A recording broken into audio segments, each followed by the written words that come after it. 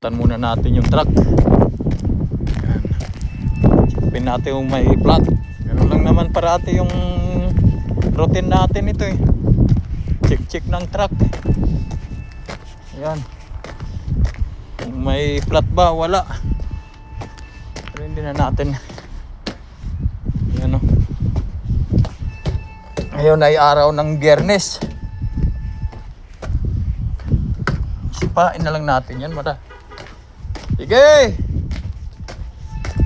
Chiko pa yung... Sige! Yun ay partner ko, umuwi na. Ako naman ngayon ang babanat ng panggabi. Ay nako. Ayan.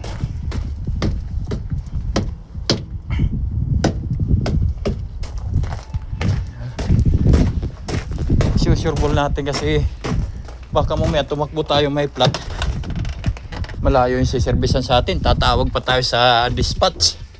Iservisan tayo ng vulcanizer. Nako, mahirap yun. Ayan. Nagka-hazard pa pala to. So ayan. Start na natin. Ay. Thank you Lord.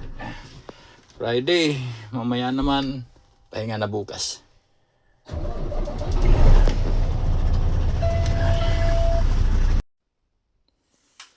Alam nyo kasi kung sa totoo lang, sa real talk lang talaga,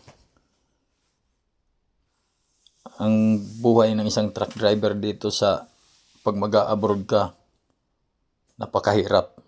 Kasi pagod puyat ang puhunan dyan.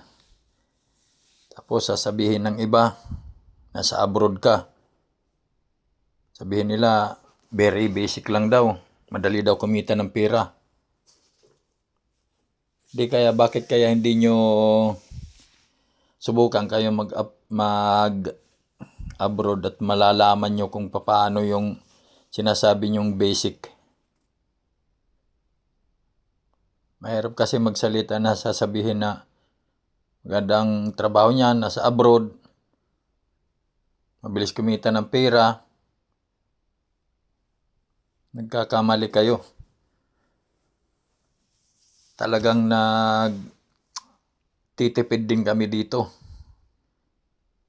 Kasi napakahirap na kagaya ko na ako ay isang working visa lamang dito. Kung panay gastos ako sa aking sweldo, paano na lang ang maipapadala ko doon sa pamilya ko?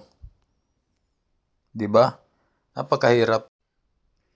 Na kagaya nitong bansang to na ang bayad dito ay lingguhan ang bayad ng OPA, ng bahay, kotse, mapagkain mo pa, paano mo yan babadgetin.